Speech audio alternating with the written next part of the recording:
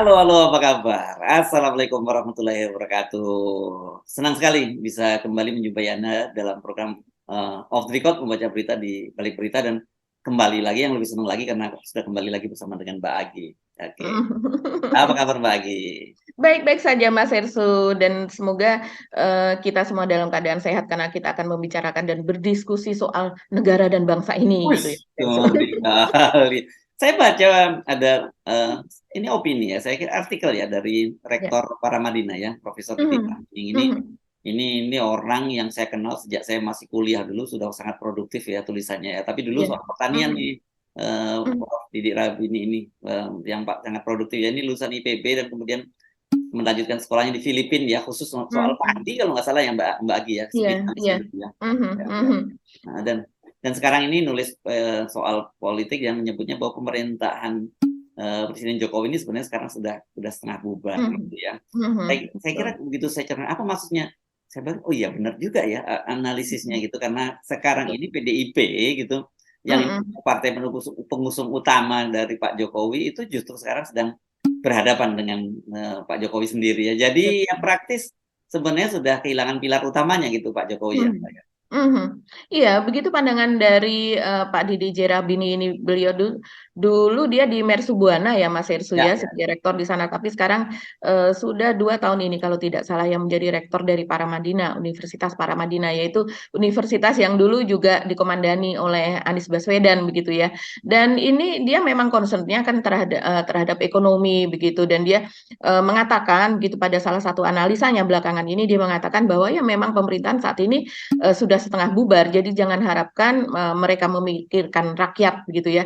Karena memang lebih banyak yang walaupun mungkin tetap seperti misalnya Pak Jokowi dan kabinet begitu tetap ada permasalahan-permasalahan kerakyatan yang di ini, tapi kan lebih banyak untuk yang ke masa depan seperti IKN apa dan sebagainya.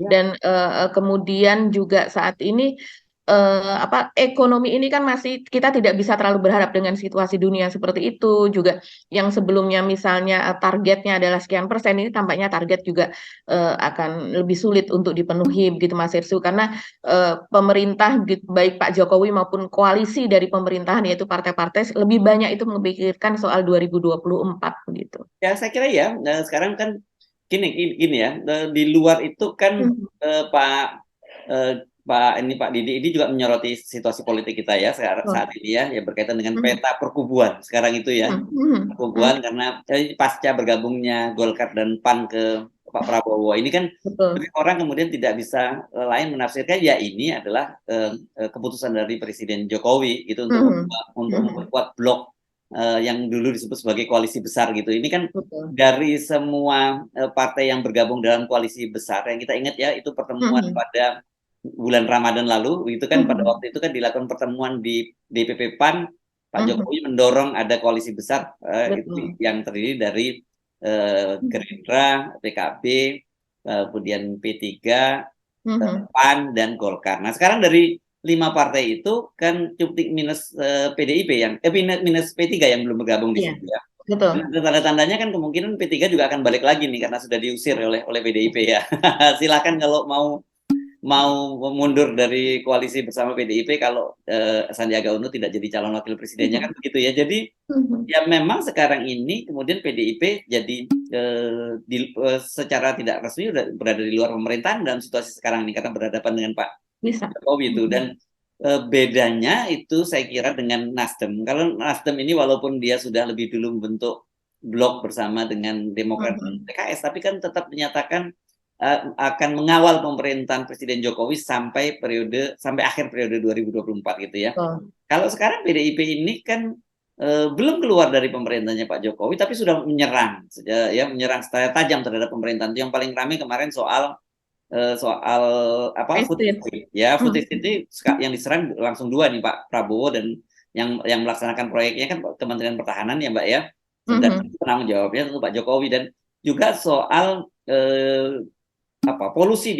di Jakarta ini yang dianggap mhm, seolah-olah provinsi ini nggak diurus, walaupun Hasto menyebut nama Anies, masih mengkait-kaitkan sama Anies, ya kalau sekarang yang dikritik ya ini mau nggak mau itu pasti tanggung jawab Heru Budi dong gitu, dan kalau Heru Budi itu tanggung jawab istana kan, kira-kira gitu anunya Mbak membacanya ya Mbak Agi ya. Iya, iya betul sekali. Jadi kalau sebelumnya ini eh, PDIP dalam hal ini Ibu Megawati begitu ya berhadapan dengan Suryo Paloh dan SBY begitu kan, dari Ya, ya. segi ketokohannya dan juga dari terbentuknya apa namanya koalisi-koalisi begitu ya, dan berhadapan juga dengan Prabowo. Tapi saat ini dia juga harus menghadapi kenyataan bahwa dia mau tidak mau walaupun sekarang masih dipelintir-pelintir, masih ditutupi, kenyataannya dia justru berhadapan dengan Jokowi begitu kan. Jadi malah justru lawan beratnya saat ini adalah Jokowi. Makanya kita tidak heran kalau kemudian dari Megawati begitu baru saja mengeluarkan instruksi agar Hasto begitu dan kawan-kawan itu memperkuat akar rumput saat ini begitu. Dan kemudian juga kalau melihat merujuk kepada Pak Didi J. Rahbini begitu apa yang dia katakan begitu. Jadi ini lawan baru bagi Megawati, ini adalah betul-betul mengejutkan begitu ya. Kita saja juga wah, peta perkoalisian kemudian menjadi berubah begitu, berubah sangat dahsyat begitu. Dan kemudian karena Pak Jokowi berhasil mewujudkan koalisi berat, koalisi gemuk begitu kan.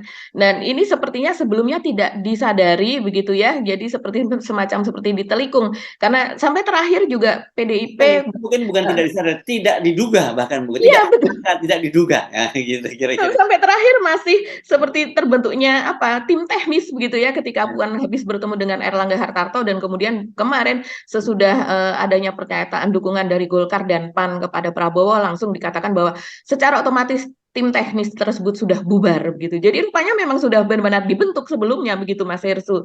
Dan kemudian ya tidak salah kalau kemudian Pak Jirambini itu mengatakan perubahan ini sendiri terjadi karena PDIP yang dianggap terlalu arogan. Jadi sebetulnya penyebabnya salah satunya adalah dari dalam PDIP-nya sendiri, sehingga koalisi-koalisi itu pun untuk merapat pun apa ya seolah menjadi takut untuk terintimidasi begitu Ya. nantinya, karena apa-apa yang menentukan pasti adalah Ibu Mega, dalam hal ini adalah Ya. PDIP begitu. Dan saya juga nggak kaget kalau akhirnya kemudian P3 juga balik kandang begitu.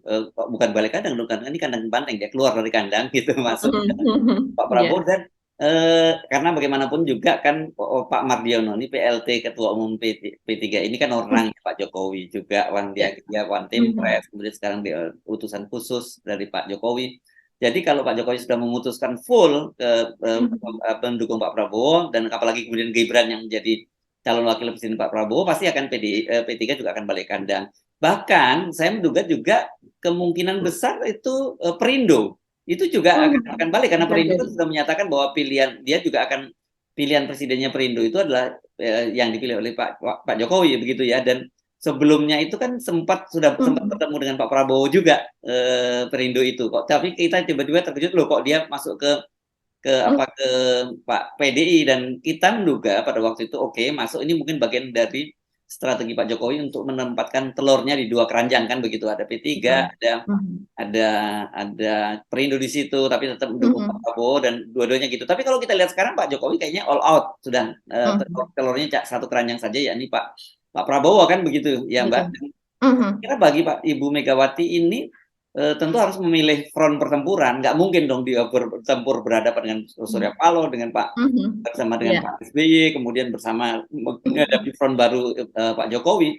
Pasti nanti juga suatu saat dia pasti akan memilih, dan itu sebenarnya udah bisa kita lihat tanda-tandanya ketika Puan bertemu dengan Agus Harimurti pada waktu itu ya gitu ya. Pertanyaannya kalau dulu kita tahu ini pasti bukan putaran pertama yang dimaksud, ini putaran kedua. Tapi apakah dengan situasi sekarang masih dipertahankan strateginya itu akan berkoalisi dengan Demokrat itu atau dengan koalisi perubahan bahkan begitu. Jadi putaran pertama atau putaran kedua? Ini yang saya kira menarik untuk kita simak Mbak Agi. Iya, iya betul sekali Mas Hersu. Dan kemudian kalau seandainya itu terjadi seperti kata Mas Hersu, bahwa P3 nantinya akan balik badan begitu ya dari koalisi dengan PDIP. Ini kan masih koalisinya ini saat ini masih sangat cair begitu ya, masih bisa berubah sebelum didaftarkan begitu. Dan kalau seandainya itu terjadi, mungkin yang paling yang paling kusut itu adalah Sandiaga Uno ya Mas Hersu, karena dia tidak P3 saya rasa tidak akan bergabung bersama koalisi perubahan, tapi akan bergabung dengan koalisi Pak Prabowo begitu kan. Sampai sekarang namanya apa? Yang setelah bergabung 4 ini mungkin bukan koalisi masih Indonesia Raya lagi, tapi akan ada perubahan begitu ya. Nah kalau masuk ke sana lagi, padahal terakhir dia meninggalkan Gerindra yang ketika itu jabatannya adalah sebagai wakil ketua Dewan Pembina Dewan begitu. Pembina, ya. Ya, tepat di bawahnya Pak Prabowo, jabatan yang sangat tinggi itu. Dan kemudian Pak Prabowo sempat mengatakan pada sebuah acara begitu, konsolidasi di Sumatera Barat, dia mengatakan, ya ada kader begitu yang meninggalkan Gerindra, dia naik bus gitu ya, dan kemudian dia turun begitu saja nggak bayar lagi, kata Pak Prabowo ketika itu begitu. Dan semua orang yakin bahwa yang dimaksud adalah Sandiaga, karena ketika itu dia sedang dalam proses meninggalkan Gerindra begitu. Nah ini sementara Sandiaga sendiri juga posisinya saat ini sebagai ketua Bapilu dari P3 begitu. Ini sangat-sangat dilema. Dan dia walaupun dia sampai terakhir masih menginstruksikan begitu agar kader-kader P3 gitu memasang spanduk, memasang ini di mana-mana dengan gambar Ganjar Pranowo dan sebagainya. Tapi saya rasa mungkin ini saat ini perubahan mulai terjadi begitu Mas Hersu ya, kalau seandainya situasinya masih terus seperti ini. Nah, tadi kita sebutkan bahwa dari PDIP saat ini terjadi kepanikan begitu ya. Ini bisa kita lihat serangan-serangannya kepada kubu Prabowo yang makin masif begitu, juga kepada Anies. Tapi kalau sebelumnya kan masifnya lebih kepada Anies, sekarang mulai mengendor nih serangan kepada Anies. Yang lebih banyak adalah kepada kubu Prabowo. Dan salah satu serangannya yang terakhir yang cukup dahsyat yaitu bahwa akhirnya dia mengatakan bahwa food estate itu adalah sebagai salah satu kejahatan lingkungan. Ini tentu berkaitan dengan temuan dari PPATK ketika itu ya, yang mengatakan bahwa ada sekitar dana begitu, termasuk dalam dana ini adalah termasuk TPPU, yaitu tindak pidana pencucian uang, yang itu masuk ke dalam pemilu begitu, untuk pembiayaan pemilu atau kontestasi 2024. Besarnya adalah sebesar sekitar 1 triliun katanya. Dan ini sampai sekarang masih belum diungkap nih Mas Hersu, apa saja, di mana saja, pemainnya bagaimana, dan partai apa saja yang kira-kira mendapatkan aliran dana tersebut. Dan itu adalah dana dari uang dari kejahatan lingkungan begitu. Padahal sebelumnya dari PPATK sendiri juga pernah tuh, malah lebih gila-gilaan lagi dibanding yang 1 triliun. Mereka pernah mengungkap juga bahwa ada sekitar 20 triliun. Bahkan sebelumnya 45 triliun begitu. Jadi dana tersebut yang disinyalir begitu merupakan hasil dari kejahatan lingkungan. Saya tidak heran kalau sebenarnya jumlahnya tuh menjadi jauh lebih besar daripada 1 triliun, karena memang soal tambang, soal penambangan ilegal, izin-izin izin-izin fiktif dan sebagainya ini kan muncul. Seperti kemarin kita katakan, kemarin ditangkap ya Mas Hersu oleh Kejaksaan Agung, yaitu anggota DPR dari Komisi 1 dari PDIP, Ismail Thomas kalau tidak salah namanya Mas Hersu ya. Dan itu yang dilakukan adalah pemalsuan dokumen. Ini dari PDIP. Jadi kalau seandainya dia mengatakan, Hasto mengatakan bahwa itu adalah food estate, kejahatan lingkungan sebagai salah satu dari kejahatan lingkungan, mungkin memang ada benarnya, karena memang kita melihat begitu Mas Hersu, ini sinyalir ya, masih dugaan, belum ada pembuktian.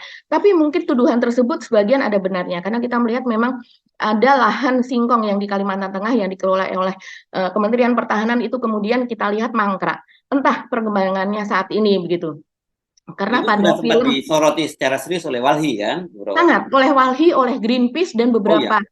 organisasi lingkungan lain gitu, baik lokal maupun dunia, dan kemudian dibuatkan videonya, dan video itu sangat viral. Tidak hanya di Indonesia tapi juga di luar negeri. Dan selain di Kalimantan Tengah itu ada juga yang di Papua, terus kemudian di NTT begitu ya, di sejumlah tempat yang di NTT ini sempat mungkin ada sebagian itu yang berhasil. Itu di bawahnya Kementerian Pertanian kalau tidak salah, karena memang leadernya adalah Kementerian Pertanian, dan kemudian Kementerian Pertahanan sebagai backup dan khusus fokus kepada lahan singkong begitu.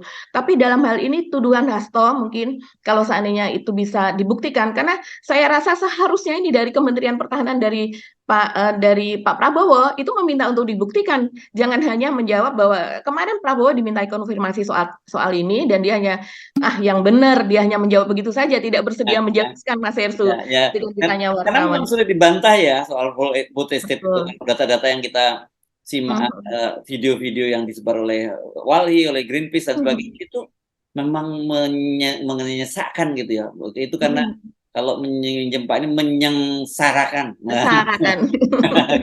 Dan kita ingat ketika pertemuan KTT G20 di Bali. Pada waktu itu kan Pak Prabowo sempat menyampaikan pidato dan dia menyatakan dia akan memberi makan untuk berapa miliar warga, 8 miliar ya, warga dia melalui food estate gitu ya. Sekarang Betul. boro-boro memberi makan 8 miliar gitu. Untuk Kalimantan sendiri aja nggak ada kontribusinya, malah merusak lingkungan kan begitu yang muncul sekarang ini Mbak ya, isu yang dimunculkan oleh teman-teman aktivis lingkungan. Iya, betul sekali Mas Ersu. Jadi ceritanya ini kan lahan tersebut kan ditebang ya, pohon-pohonnya ditebang. Terus kemudian ini yang dipertanyakan dan juga ini Hasto menyinggung soal itu begitu bahwa dia mengatakan ketika pohon-pohon itu ditebang dan kemudian itu sudah semacam land clearing lah seperti itu sebelum ditanami singkong begitu ya atau tanaman pangan dan kemudian ternyata itu gagal begitu. Nah, kalau dari pihak organisasi lingkungan dan juga masyarakat di sekitarnya sendiri mempertanyakan itu kayu-kayunya kemana begitu. Kan Nah, itu modus kalau modus ya Mas Ersu yang selama ini dilakukan oleh para kalau perambah hutan mungkin yang di land clearing itu hanya sekedar mereka untuk berkebun saja begitu karena mereka misalnya masyarakat adat setempat mereka biasa untuk berladang berpindah. Tapi kalau sebuah perusahaan itu sampai berhektar-hektar biasanya dulu seperti itu ya ribuan yang hektar kalau perusahaan ya. iya, betul oleh perusahaan dan kemudian modusnya adalah mereka sekedar melakukan penebangan yang dipentingkan adalah kayunya. Belum tentu mereka akan menanami lahan tersebut begitu. Kemudian akan ditinggal biarkan saja sehingga menyebabkan kerusakan lingkungan, tanah longsor dan sebagainya. Nah, sekarang ini yang dipertanyakan adalah pertanggungjawaban juga selain penanaman kembali juga pertanggungjawaban terhadap kayu-kayu atau pohon-pohon sebelumnya yang ditebang itu hitungannya tuh seperti apa begitu Mas Hersu. Nah, ini mungkin yang menyasar kepada Pak Prabowo itu yang kasus yang di Kalimantan Tengah, belum di kasus yang lainnya mungkin lebih banyak itu di bawah Kementerian Pertanian kalau yang di lahan-lahan yang lain. Nah, ini yang disebut sebagai sekarang sebagai serangan gitu kepada Prabowo. Karena sebelumnya kan PDIP ini karena dia masih menjadi bagian dari kabinet, bagian dari Pak Jokowi untuk food estate ini dia tidak berbicara terlalu banyak gitu. Ya, Walaupun kemudian kita tahu juga di dalam-dalamnya ini kan ada partai-partai juga ya, yang bermain gitu. Bahkan belakangan kemarin yang kita sebutkan tadi adalah Ismail Thomas dari PDIP Komisi 1 yang kemudian ketahuan pada sebuah kasus begitu Mas Herusu dan dia adalah mantan Bupati Kutai Barat ya, Kabupaten Kutai Barat selama 10 tahun begitu. Dan kemudian ternyata pemalsuan ini kalau menurut Kejaksaan Agung dilakukan sebagai barang bukti di pengadilan begitu. Jadi ada ini luar biasa ini. Jadi sebagai barang bukti di pengadilan terhadap sebuah tuntutan gitu si Ismail Lembong ini melakukan pemalsuan dokumen begitu Mas Ersu untuk memenangkan kasusnya dia. Ini nggak main-main, ini berani sekali begitu kan. Artinya padahal yang digugat itu adalah Kejaksaan Agung. Jadi jadi ya, dia ya, berani bermain itu begitu. ya. Dan saya kira ini kalau ibarat seperti pepatah sekali lempar dua burung mati yang dilakukan oleh Hasto itu kan yang ditembak soal food estate itu ya bukan hanya Pak Prabowo yang Betul. calon presiden yang didukung oleh Pak Jokowi sekaligus juga Hmm. pemerintahan Jokowi kan begitu Betul. Iya. ya.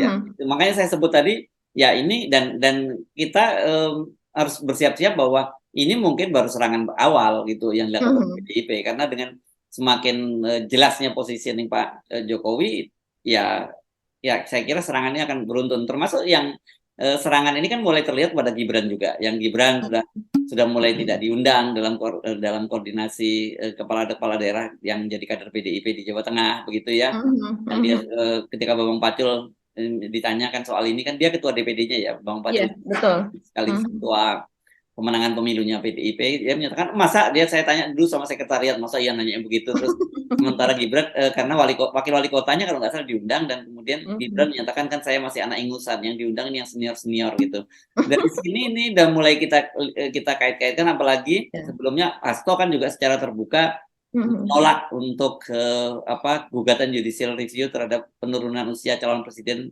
dan calon Hmm. wakil Betul. presiden dari 40 tahun menjadi 35 tahun dan ya Hmm. seperti biasa Gibran kemudian ketika ditanya ya kalau partai menolak saya juga menolak begitu ya terus terus dia juga misalnya tapi kelihatan menarik sekali karena ketika dia mendampingi kunjungan Pak Ganjar Pranowo di Jawa Tengah misalnya dia juga kemudian bertemu dengan relawan dia padahal relawan dia ini sudah menyatakan deklarasi mendukung mendukung Pak Prabowo apa sih nama relawan dia relawan Mase atau Bolo Mase Bolone Mase. Oh, Boloni Mase sama terus ada lagi relawan apa begitulah ya nama pokoknya itu relawan relawan Gibran itu semua sudah ke Pak Prabowo kan begitu. Jadi ya sebenarnya ini tinggal soal waktu sih menurut saya Mbak. Ini jadi kita tidak tahu apakah PDIP ini nanti akan menyerang Gibran secara terbuka itu menunggu keputusan Mahkamah Konstitusi dan kemudian Gibran dideklarasikan menjadi cawapresnya Pak Prabowo, atau dari sekarang preemptif gitu yang kita mesti dengar gitu. Iya, kalau kita melihat sekarang memang PDIP ini sedang belajar menjadi oposisi begitu ya. Iya. Iya, dengan Dan berbagai dia sudah punya pengalaman kok, PDIP zamannya Pak SBY kan punya pengalaman menjadi oposisi 2 periode. Iya, jadi jangan khawatir, pasti akan menjadi oposisi yang tangguh, begitu kan? Ya, jadi ini serangan selain dari sekjen PDIP-nya sendiri ini kan posisi yang amat tinggi, prestisius begitu ya, tapi juga oleh kader-kader di bawahnya begitu Mas Hirsu. Tentu yang diserang adalah mereka para pendukung Prabowo.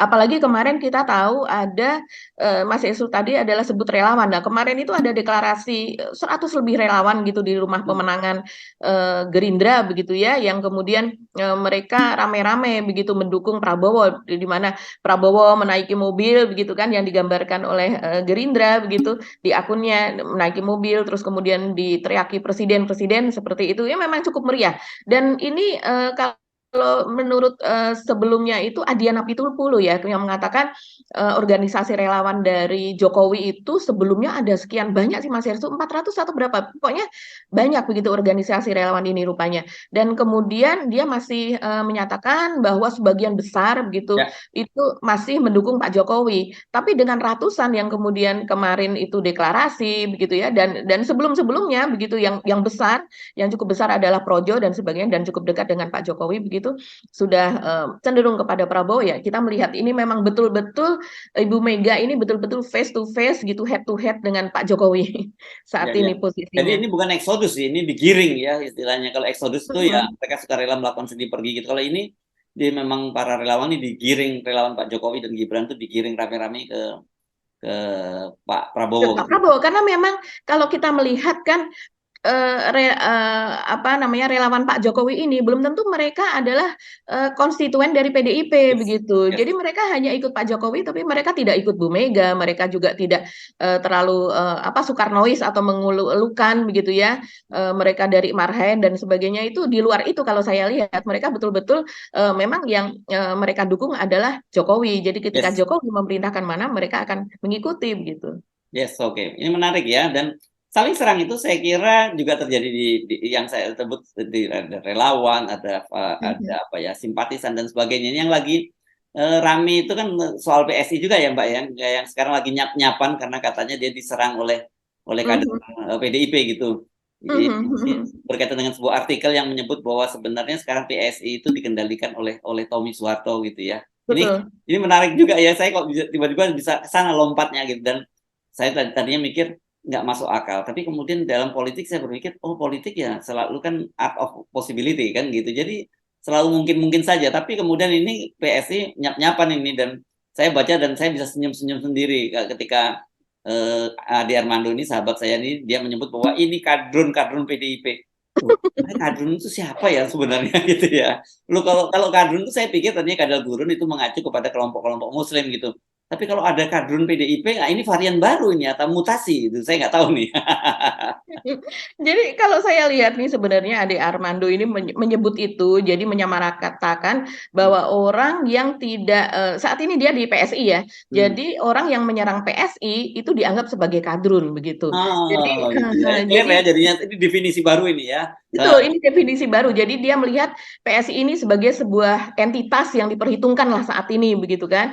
Dan kemudian kadrun itu sekarang ada di PDIP juga. Jadi kalau PDIP nggak pernah juga nyebut kadrun tuh, nggak ya, kader-kader PDIP nggak pernah nyebut kadrun nggak ada ya kalau PDIP. Iya, kalau PDIP sejauh ini dia mungkin membatasi ya, untuk itu dia masih lebih sopan lah, dia tidak mengatakan demikian sebagai kamu cebong, kamu kadrun, tidak melihatnya demikian. Sebagai halnya juga dari Gerindra juga tidak mengatakan demikian sih Mas Hirsu ya, secara organik begitu ya, secara resmi dalam pernyataannya begitu. Tapi ini memang saat ini karena ada itu ya, bahasa buzzer ini ya. Bahasa buzzer itu. Dan kemudian yang ramai saat ini adalah sebuah tulisan itu kan Mas Hersu, yang kemudian tulisan itu cukup viral juga sih di media percakapan, aplikasi percakapan seperti WhatsApp begitu ya, dan kemudian ternyata juga ditulis atau dimuat oleh media-media yang media sebetulnya bukan media utama begitu ya, bukan media arus utama atau nasional gitu. Bisa ada beberapa juga dimuat oleh media pinggiran seperti itu. Tapi juga ada media satu dua begitu yang memuat media arus utama yang memuat itu. Yaitu tulisan dari orang bernama Anton DH Nugrahanto. DH-nya nih mungkin kalau tidak salah Dwi Sunu Hanung begitu ya, Anton Dwi Sunu Hanung Nugrahanto. Dan dia menuduh di tulisan tersebut menuduh bahwa PSI ini sekarang sudah di bawah pengaruhnya Tommy Soeharto. Itu bisa terlihat begitu dari PSI ini sekarang bertempatnya gedungnya begitu adalah gedung milik Berkarya dan sebagainya, dan kemudian juga terlihat dari beberapa kader dari Berkarya ini sudah menyeberang ke PSI begitu. Jadi pendanaannya itu didanai oleh uang dari cendana dari Tommy Soeharto, sehingga apa yang dikatakan oleh Grace, apa yang dikatakan oleh Ade Armando saat ini ketika mereka menyerang Megawati, menyerang PDIP dan sebagainya, dan kemudian juga mendukung Prabowo, itu adalah atas instruksi dari Tommy Soeharto begitu. Jadi ketika dulu mereka ada di bawahnya Jeffrey Geovani begitu sebagai bohirnya begitu ya, bisa dikatakan demikian untuk PSI, di mana di belakang Jeffrey Geovani itu ada konglomerat yaitu dari Jarum begitu, dan juga dari Gajah Tunggal begitu menurut si Anton ini. Tapi sekarang itu sudah ditambah di bawahnya itu ada Tommy Soeharto. Jadi ada tangan cendana di sana. Nah, kalau saya melihat si Mas Hersu dan kemudian ada tanggapan ya, sudah ada tanggapan dari Grace Natali dan ada tanggapan dari Ade Armando. Malah Grace Natali ini mengajak face to face untuk bertemu di podcast mana pun dia mau, dan kemudian juga untuk bertemu di tempat manapun dia bersedia begitu, untuk membuktikan si Anton ini membuktikan bahwa apa yang dia katakan itu benar menurut dia, karena menurut Grace, yaitu Grace ini posisinya ada sebagai wakil Dewan Pembina dari PSI. Menurut Grace ini sama sekali tidak benar dan itu adalah fitnah. Nah, sekarang saya sendiri dari pandangan saya sendiri Mas Heru, kalau saya melihat sosial media, orang yang namanya Anton ini saya tidak yakin bahwa dia adalah kader dari PDIP, tapi memang dari jejak digital itu ada yang menunjukkan, misalnya dari websitenya dari PDIP DPD Bali gitu, misalnya namanya apa ya, pokoknya ini saya bisa tayangkan begitu, pemirsa bisa melihat, yaitu PDIP Bali kalau tidak salah begitu .id begitu, dia menyatakan di situ captionnya untuk Anton ini adalah sebagai anggota PDIP atau kader PDIP begitu, ketika dia mengomentari soal kasus Israel soal bola begitu ya pada pertandingan U20 yang gagal itu. Dan kemudian di yang lain-lain dia sendiri juga mencantumkan di akun media sosialnya sebagai Soekarnois gitu ya, yang tentunya ini merujuk kepada PDIP juga. Dan kalau yang saya tahu ini sebenarnya adalah penulis lama, dia semacam blogger gitulah Mas Hersu, dan juga dia memiliki Facebook begitu ya, dan dia sudah cukup lama menulis.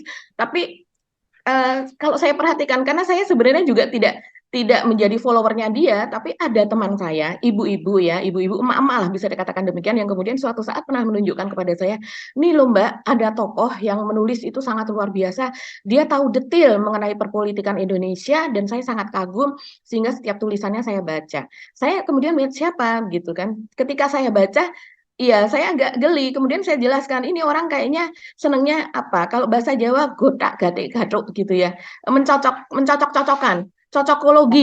Otak-atik gaduh. Oh, otak-atik itu ya, bukan gotak-gatik ya. Iya. Ya, otak-atik gaduh. Jadi ketika ada suatu peristiwa di satu tempat dan ada peristiwa di tempat lain, kemudian dia menghubung-hubungkan jadi seolah-olah dan dirangkai dengan cerita yang demikian apa ya, rekayasanya itu memang demikian, seolah-olah itu menjadi sebuah kebenaran. Jadi orang tuh kemudian melihatnya itu sebagai orang yang paham betul tentang peta politik. Nah, saya juga kemudian pernah berbicara soal yang namanya Anton ini, karena dia tulisannya dimuat di banyak media begitu Mas. Itu saya juga heran, media-media itu bisa memuat tulisannya tanpa melakukan verifikasi, apakah karena dia tidak pernah mendapatkan somasi atau apa begitu ya. Tapi salah seorang teman saya, dia pernah menjadi pemimpin beberapa media gitu, dan kemudian dia juga seorang pengusaha media. Dia menceritakan gitu tentang latar belakang Anton ini, yang di mana dia pernah menolong, background yang seperti apa. Saya kemudian jadi ingat lagi ketika ada peristiwa dengan Grace Natali ini begitu Mas Hersu. Tapi memang kalau kita melihat dari tulisannya, kita bisa melihat kalau benar dia kader dari PDIP, ini adalah salah satu serangan Karena dia rutin menulis ya, setiap berapa hari sekali menulis soal Prabowo, soal ini, walaupun tulisannya itu banyak yang tidak benarnya. Iya, Ya, iya. sekarang serangan kepada Prabowo intinya itu memang sangat masif. Yang sebelumnya ditujukan kepada Anies sekarang lebih banyak beralih kepada Yes, Prabowo. petanya saya kira makin jelas ya. Jadi seperti yang saya sebut tadi, ya Ibu Megawati dan PDIP harus memilih siapa yang jadi musuhnya gitu. Dia harus memilih medan tempur mana yang harus dihadapi. Dia tidak mungkin bertempur di semua medan dan dia memenangkan Ya. itu. Jadi ya dia harus prinsip bahwa lawannya dari lawan jadi kawan begitu. Jadi ya saya juga tidak terkejut kalau kemudian banyak orang yang menghubung-hubungkan ini. Ya, dalam situasi sekarang bisa kemungkinan saja kemudian PDIP itu berkoalisi dengan koalisi perubahan gitu. Apakah itu nanti terjadinya itu di putaran pertama atau putaran kedua itu soal yang berbeda. Tapi saya kira dengan peta sekarang itu kalau kita apa ya kita bandingkan begitu, sekarang ini kan justru PDIP itu diusung oleh koalisi yang paling kecil, ya Mbak ya di parlemen Betul. saja ya. Jelas yang paling gede di parlemen itu Pak Jokowi, Pak Prabowo maksud saya. Kedua itu Pak Anies karena itu diusung oleh 3 partai, ada Nasdem, ada Demokrat, ada PKS. Dan kemudian sekarang Ganjar Pranowo didukung oleh PDIP dan setengah P3. Kenapa saya sebut setengah? Karena kemungkinan bisa aja dia cabut kan begitu di tengah jalan. Dan kalau toh tidak cabut juga, sebenarnya PDIP tahu bahwa P3 ini tidak signifikan. Kenapa? Karena satu, jumlah suaranya kecil, sudah kecil pun pendukung utamanya itu sebenarnya mayoritas larinya ke Anies Baswedan. Jadi makanya saya tidak kaget kalau kemudian orang seperti Ahmad Basyarah ini kan ketua dia apa ya koordinator relawan. Ketua koordinator relawan. Ya, ketua koordinator relawannya Ganjar Pranowo kemudian dengan gagah menyatakan kalau mau keluar silakan keluar saja gitu ya. Dia mikir daripada udah kecil ngerecokin ya silakan aja keluar kan gitu, maksa-maksain lagi kan. Saya jadi paham kalau semacam itu. Tapi ini tadi itu saya menunjukkan sekali lagi perbincangan kita awal tadi kan meminjam apa analisis yang disampaikan oleh Profesor Didik Rahbini, rektor Paradina. Ya nggak salah kalau dia menyebut bahwa ini pemerintahan setengah bubar kan begitu tadi ya, di luar indikator tadi, di luar indikator ekonominya, tapi indikator dari politis, dukungan terhadap politis kan Pak Jokowi sekarang sudah tidak didukung lagi oleh PDIP yang merupakan pengusungnya dan juga merupakan partai di tempat dia bernaung. Nah itu yang saya kira yang kita bisa cermati sampai hari ini perkembangan politiknya Mbak Agi. Iya, betul sekali Mas Ersu. Jadi sekarang bahkan di dalam PDIP pun mungkin cuma tinggal sepersekiannya begitu ya bisa. PDIP pun juga udah mulai banyak yang Anda betul, Anda mengingatkan itu PDIP sendiri juga sudah tidak bulat juga mendukung Ganjar gitu ya.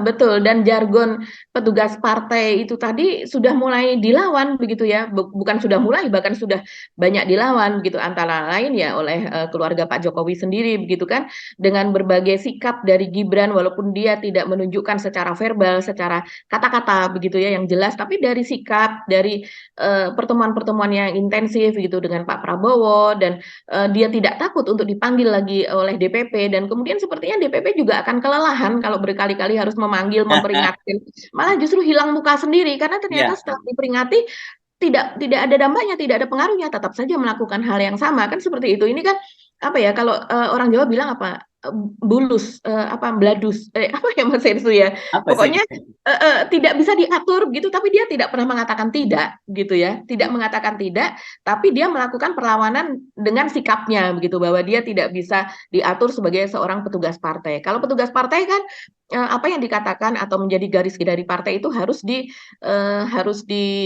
diikuti begitu kan. Begitu juga dengan Pak Jokowi. Ya, kita sudah melihat analisa berbagai pengamat juga mengatakan bahwa Pak Jokowi itu mungkin sikapnya sekarang ini keluar gitu atau terjadi itu karena memang sudah lelah, begitu lelah karena diungkit-ungkit terus di setiap pertemuan antara Ibu Mega dengan Pak Jokowi, selalu keterangan persnya atau dibicarakan kepada media selalu soal petugas partainya gitu, bahwa dia di bawah kendali PDIP, apa yang dilakukan Pak Jokowi di bawah kendali PDIP, dan tentunya dia tidak ingin, saya rasa sih kalau misalnya itu terjadi pada orang-orang lainnya, politisi-politisi lainnya juga tidak ingin itu kemudian menurun kepada anaknya yang menjadi petugas partai untuk selanjutnya. Pasti akan membangun sebuah membangun sebuah kekuatan baru lah begitu. Apalagi Pak Jokowi dalam hal ini yang memiliki PSI begitu ya, partai yang memang disiapkan untuk dia. Begitu juga terus kemudian membangun koalisi dengan Prabowo yang memang partai yang ya kurang lebih partai besar yang untuk kebesarannya dengan PDIP itu hanya beda sedikit lah untuk saat ini begitu. Yes. Oke, Mbak Agi ya. Saya kira perbincangan kita hari ini seputar satu topik utama itu saja ya, Mbak Agi, karena ini memang salah satu pusat perhatian publik sekarang adalah hubungan antara Ibu Megawati dengan Pak Jokowi. Kita Iya. tunggu perkembangan lebih lanjut dan kita tunggu sikap dari PDIP yang masih masih mendua dalam soal ini. Tanya gimana kalau sebenarnya dia tahu sudah ditinggalkan oleh Pak Jokowi, tapi dia mungkin belum merasa kalau sekarang apa nggak terlalu cepat kalau ngambil putus, ya sudah, kita ya apa, you and I N gitu, apa sih, kamu dan aku N gitu, gimana sih Mbak kalau bahasa anak muda sekarang? Gitu. Iya, you and me and gitu Oh, ya. you and me N. Dan mungkin sekarang sedang dalam tahap apa Mas Hersu? Apa? Angry atau Ya, denial atau apa itu? sudah sekarang kalau tadinya denial, sekarang anger udah masuknya ya kan. Oh, Pertama marah gitu ya. ya, sekarang tahapnya anger. Mulai menyerang, mulai mampu Yes, menyerang ya. dan nanti mungkin akhirnya ya tahap penerimaan gitu ya. Menerima. Ya, oke. Baik, sampai ketemu lagi ya. Kita lagi ya besok ya. Sampai ketemu lagi. Saya Subnu Arif. Dan saya Agi Beta, terima kasih atas perhatian Anda. Tetap salam 0%. Wassalamualaikum warahmatullahi wabarakatuh. Wassalamualaikum warahmatullahi wabarakatuh.